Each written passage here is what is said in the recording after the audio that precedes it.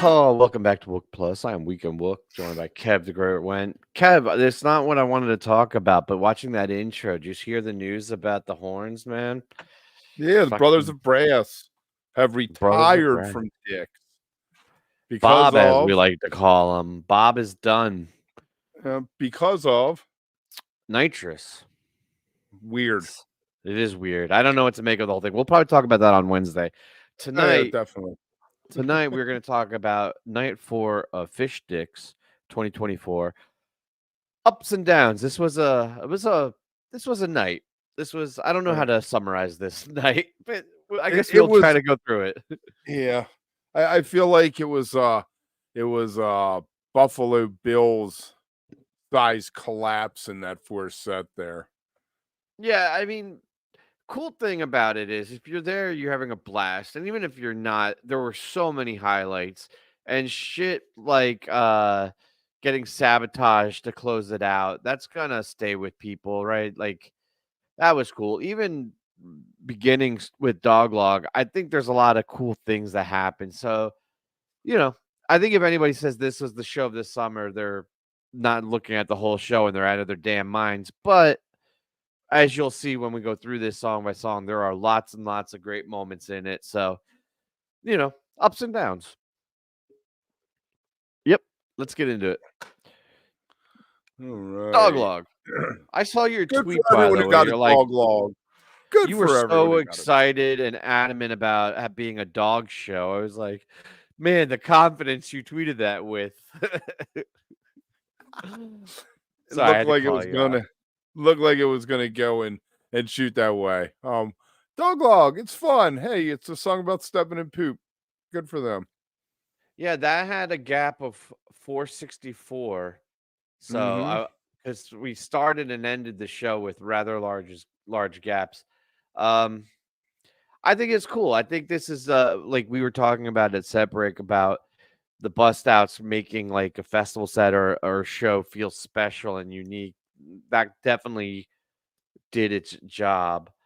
And then I think gym is always a good way to keep whatever you're doing, a good way to keep the energy going or injecting energy into a set. So this was a nice, cool little like, hey, big ass bust out, establish that for the night.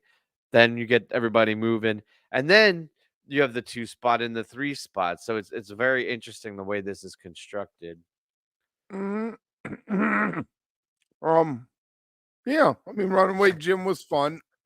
I feel like it almost got up to speed, but it didn't. Like it could have gone type 2, which I think is what you're gonna say later about Tube. Um, Similarly. And Yeah. then the MoMA after it. I mean, it's a solid way to open the show. After you got the dog log, everyone's happy, hugging each other. You go into the gym, everyone's like, "Yes, I." The way Twitter lit up, a lot of people had the same thought I did that it was going to be all dog songs in the set. I So saw you're all a bunch of noobs. You are getting super excited about this weird thing, but no, but if you look at the set list, like as Jim as the opener, right? Like it's almost like Doglug was like a precursor thing, right? The and then because MoMA fits that 2 spot with the jam or the like the funky groove. I mhm. don't know. I think this all kind of worked, but really it was my friend that I think the set came together, and what this was definitely the highlight of the set for me. Another Right. absolutely fantastic my friend jam. It's getting I, hard because like the last year or two, it's like, oh, that was the best one we've had in a long time, or this was the longest one yet. But now it's like every single one has been right there. So I think this is right in that conversation. yeah, my friend has become a monster, and I was thinking last night we had the gym in that the bathtub gin in that spot, which we got a really long jam in the middle of the set tonight. It was the my friend. I felt like going into the tube was going to be, I was like, nice stroke, nice move there, Trey, and we were having fun with the tube, and then Yeah. So this is the thing with the tube. I'm not one of these people that are like, okay, you gotta jam the shit out of it and give me double digits every time. I've been plenty content with 9, 8, 9, 10 minute jam tubes. Problem with this one is that they went unique with it right away. They got all your attention and intrigue. They're like, hey, fuck it, we're going type 2. We're gonna get away from the standard groove. We're gonna be playful with the vocals and say science, science, and get everybody like, oh, what the hell are they gonna do? Really? And then 6 minutes in, PHiSH is like, not even 6 minutes was a total, so like 4 minutes in. 5 minutes in, 4.5, yeah. PHiSH was like, no, fuck all you guys. We're going back into the blues and getting out of this. And it was such a disappointment for me. And I know like that's a common refrain now, especially with like did PHiSH Jam Tube. Everybody's like, oh, but like this one was especially egregious to the point where it actually kind of fucked up the set for me a little bit. I don't know. My brother's puts you off. Actually, I'm trying to not read the chat because it's distracting, but they're talking about my brother. My brother's John. Yes, your brother is John. Brother Wook. Brother Wook, yes. Yes. Good guy. All right, Fluffhead. After what was arguably one of the cleanest Fluffheads in a very long time during Mondegreen, we got a fairly rough head. But they stuck the landing. They got it there eventually. And it wasn't like fall apart rough. It was just not locked in. Yeah, I thought that was going to be the set closer. Last night they did that too. I thought something was going to be a set closer, and we got more songs after it. And after the Fluffhead, arguably we got the best 22 minutes of the whole set with the Stash and the Life-Saving Gun. The most interesting stuff. The Stash, great landing, nice deep breath, slid into it so you didn't even notice they'd moved from the jam back into the song proper. Yeah, it was really, really well done, and kind of a testament to them too. Like, maybe it's hypercritical saying that, like pointing out the mistakes in Fluff, but like Trey didn't like get locked, in his head or off tilt or whatever or on tilt. He just went right into Stash, nailed it. It was really, really clean. Fantastic. He didn't walk off stage and say, we're never doing that effing song again. Right. No, it's just the Stash was fantastic. And I gotta say, Life-Saving Gun is cemented now as one of my favorite new songs. Right up there with, I don't know, maybe Oblivion and Monsters. And it works. We've been talking about these new songs in the closing spot and like Blaze On and everything's right and everything and mixed bag. This is one that I think actually works as a closer. It's great because it closes strong, but not too strong, right? Like Hood and Antelope and like the big closers. I think that's show closers or encores. I think for a set one closer, you need that like sweet spot. And I think Life-Saving Gun is it. It worked really well. Perfect spot for it, and I will say the perfect size for it. I mean, it could be longer, but they said everything they needed to say in it. I don't think, what I've found over this summer is that a lot of these 10, 11-minute songs, they aren't wasting a minute. And then you get the longer ones where they may meander a little bit or be searching for something, which is fun, but it's nice to have something that's a complete thought right there with like the 11 minutes, Yeah. No, I agree. Jam-packed. I love it. Not a lot of housekeeping. We're pretty much done with tour. Well, not pretty much. We are. So Wednesday we'll be back with Liv, and then the following week we'll start up our normal programming of Wook Club and maybe panels and frames on the other channel. We'll see. Kevin and I were talking in the green room, and I was like, I don't know, man. I'm not ready to get in the Wook Club. And Kev's like, yeah, me neither. We're tired. This has been a long run. Right. T and I will be back next Tuesday with a dead show. So it isn't going to be listening to PHiSH, but I did tweet earlier. It'll be nice. I'm going to take a few days off, probably go through the Clash's discography tomorrow, clean my palette, get myself back on track there. Awesome. But anyway, the best way to not miss anything is to subscribe. So if you haven't yet, subscribe. And also, even though tour's over, we're still going to be doing weekly member hangs. So it's never too late to join the Wook crew and get in on it. All That right, will probably be very interesting with no tour and not much else going on because the subjects we can get into, you know. I all right. I don't want to get off the because we got to not be too long tonight, but I got to say I love the member hangs so much. It's probably one of the my favorite things that we do. It's just so chill. But anyway, let's get into the second set because this was a lot. This was the It second was a set. lot. A lot is a good word for this set. Yeah, it Man, what was a happened? set. What happened? I Well, love Prince Caspian, and I think Prince Caspian was a very excellent choice as an opener, and that just did not get its potential fulfilled. yeah. Um, I like the song. I do not love this version, but it wasn't terrible. It was whatever. It was fairly serviceable, just getting things started. Really, really felt short. Like obviously short, but like it just felt super short. But the Set Your Soul Free was a monster. This is one of those ones where it felt like they didn't waste a lot of time, but it just kept going and getting bigger and more intense and expanding, and it was just a really solid.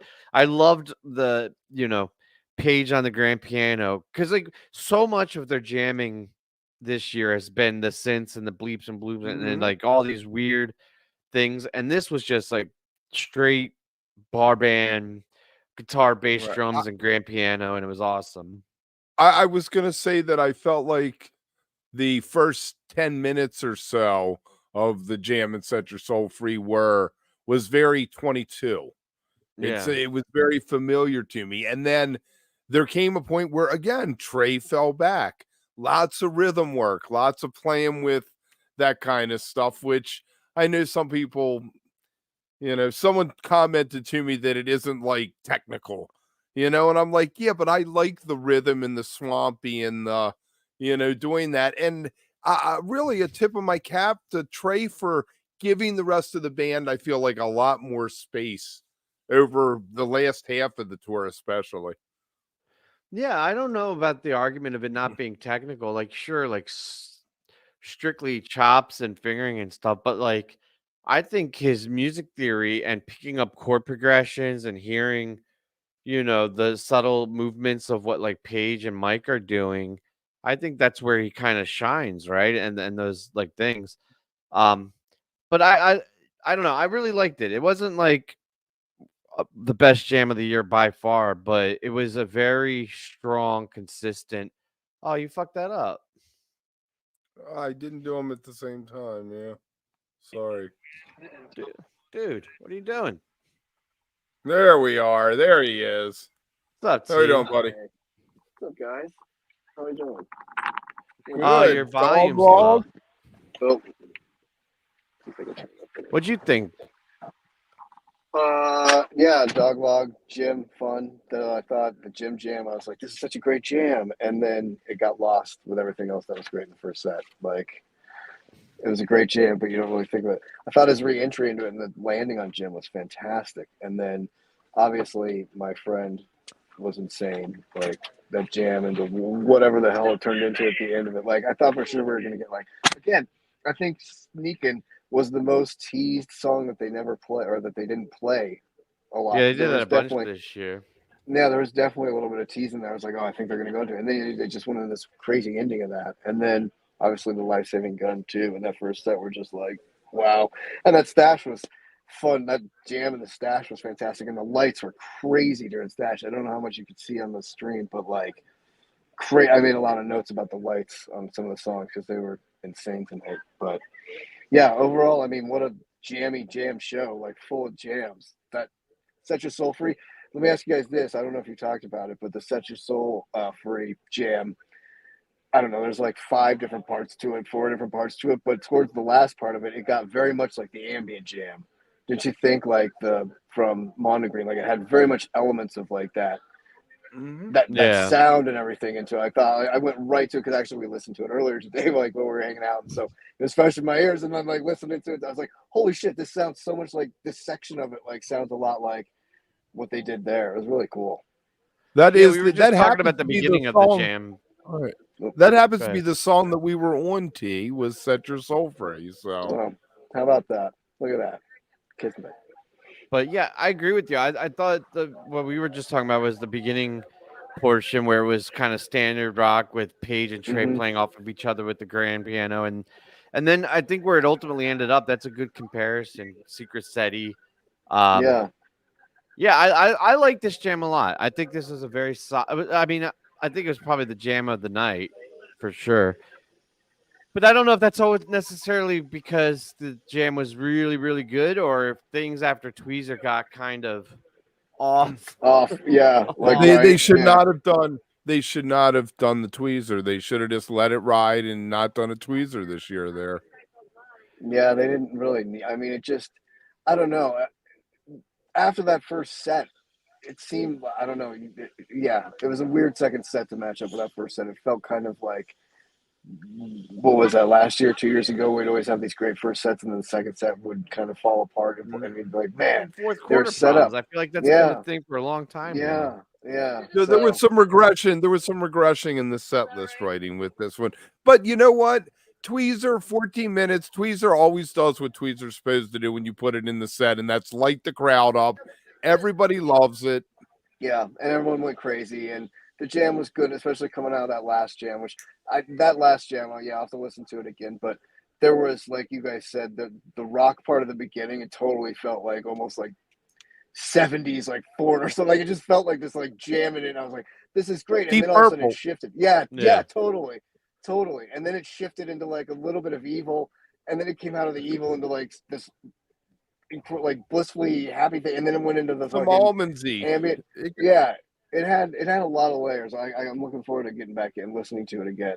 So yeah, it was good. And then to your point, the tweezer. I mean, crowd pleaser. It was still a good jam. Light is where I think it really kind of turned, though. I mean, you could have got away with doing the tweezer in it, but Light, Life Beyond the Dream. They tried to bring it back with the Howling. Howling worked fun. though. Howling It got had you a back really into it. nice funk to it, and they were Dude, super crisp. If you I had mean, gone I don't from- want to glaze over that because I'm gonna jump off. I'm gonna jump off and let you guys do it better. But I was gonna say though, if you had just done Tweezer into the Howling and then done stuff after that, money, right? Like you could have kept that same vibe going, and Tweezer would have worked. But like dropping in those two and Life Beyond the Dream just sucked the air out of me. I was just like, So when the Howling came on, you're like, yes, funky, let's dance, woo. And then more is, I don't know. There's so many better songs I would have rather had there before. At least Zero, Kevin, when we talk about Closer, it does its job. Like it's a fun way to close. But again, then, a penultimate closer though. yeah, They've been doing that all run where they Yeah. make you feel like they're out, but then like, oh, we're gonna do one more. Yeah, well, and it kind of like the lights were going crazy like at the end, but Trey didn't walk up to the mic to do the thanks, like thank everybody for coming. So I was like, I think they're gonna do another song, and then they dropped into the Zero, and I was like, okay, cool. And then Zero, Zero, I thought they were gonna went out and do one more song, and then they fucking dropped into Slave, and it was wild. beautiful Slave, and then Sabotage Encore, fucking the place went nuts. Like that was fun. That was a lot of fun. And then the reprise had a little extra mustard on it, which was nice to see him go around a couple times with it and juice everybody a little bit. And it kind of summed up the whole tour, right? Like a lot of jams, and they added a little extra jam into the reprise before going out. So anyway, just wanted to say Cool, hi. man. It was fun. It was definitely worth dropping in and We'll seeing see the you shows. And I'll see you guys Wednesday. Wednesday. Yeah, Wednesday. Yes, I'll be home back in LA. Cool. Safe travels. All right, man. Thanks, Be guys. safe. See ya later. Later. There we go. All right. So the tweezer, like I said, Oh, you're just gonna go right back into it. I just feel like we lost our way a little bit. And Light, I know people are into Light. For some reason, it just doesn't speak to me. And the jam this time, at least the jam at Mondegreen, I felt The jam at Mondegreen was somewhere. great. I went Right. back and listened to that one. It was great. It I seemed think- it seemed like it got stale after Tweezer. And if you look, it's a bunch of commas once we get past Life Beyond a Dream, Yeah, I mean, I don't think Light by itself was a problem. I think the choice of doing Light and Life Beyond the Dream and More all in the end of the second set on the last night of tour was a choice and Mm, may it be was a considered the wrong choice. choice. It might And be all these, considered the wrong choice. they're like all set closers are one before the set closer, penultimate. You know, Right, and like they're Beyond the all Dream. they're all like breather songs, but the tweezer didn't get all the way to a point where it needed the breather. And I don't know that it would have needed a breather anyway. I feel like the whole They should set could have just kept going. have done like some tweezer after the howling or some tweezer in the middle of character zero for it. We didn't get a Well, I mean, split I'm not gonna tweezer write their like set that in list, this tour. but just We comment got on what. I know. No, I'm just saying we got a split down with disease, but I don't think we really got a split tweezer this tour. You know what is what I was thinking about this is putting the tweezer with the disease at Mondegreen was a choice that I found a little suspect, right? But it kind of worked. But I was like, man, I hope this isn't a thing because I feel like those are two spot hold down the jam fort type of things. And then tonight, the Set Your Soul Free and tweezer is the same thing. I feel like it's just forcing it. Like they, I don't know. I don't think it. I don't think it works perfectly. It was a weird. Like, listen, the playing was fine. I don't want to be too hypercritical and everything. Like, I'm sure it was a really fun show. It looked like T had a good time, but the end of this set was, or the middle, really everything after Set Your Soul Free was weird a little bit. Right. Oh, the howling. I like the Howling was howling. sick. They've done it 22, 23, and this year. So every year since it debuted, they've done it at Dick's. It's getting a pretty good track record there. It was very strange to do more. I think that is the weirdest thing because they'd already done the cool down song with Life Beyond a Dream. And I chalk it up to Trey being like, oh, this is all I got left for tour. I want to make sure to get this song in one more time. I don't know. I Maybe. think he thinks like that. Slave, fun. That was nice. I mean, I'm a character. You're like zero threading fan, through but the end of this show. It's all right. huh? Let's go. That's fine. Well, I mean, what can you say? The character zero was 6 minutes. I like character zero. I'm a fan of it. I have no Yeah. problem with it even being, the penultimate song in the set, but there's nothing there to talk about. No, this is it. It's a Mad Lib, but they gave you all the options. You get Light, Life Beyond the Dream, and More. Those were your three choices. That we were supposed to pick one, but they gave you all three. Then it was Zero and Slave. You were supposed to get one, but they gave you two. That's what it is. We don't have to like rearrange it or anything. It's just the choices were odd. I thought the Zero was fun and the Slave was a great ending. But well played. All of Well it was played. solid. Very well played. I mean, if this wasn't PHiSH and you went and saw a band and you liked all those songs, you would have walked out and been like, they did a fantastic job. Yeah. Yeah. It's not my cup of meat. I feel like they came out and did Sabotage because Trey was like, oof, wait, I did Life Beyond a Dream and More. Well, yeah. It was sick though. And honestly, fan service, Love it. go for it. I was wondering if Trey had it in him still to sing it because that can't be an easy song to sing because it's kind of screamed, Yeah. And he really can't, but he kind of did. Like, I wouldn't say he did great, but A for effort. He really went for it. That's probably the last time that it will ever play. Yes, I do eat cups of meat, Mike. I think the tease of Sabotage in the reprise was also really cool. I loved that. Way to go, John, Mr. Fish. So fantastic tour. I got a lot of thoughts of it. Make sure that you join us Wednesday because I really feel like I said this during the member hang that we're going to look back in a couple years and this is going to be something we look at as a turning point in how Trey approached constructing a PHiSH show. So we'll get a little metaphysical, maybe.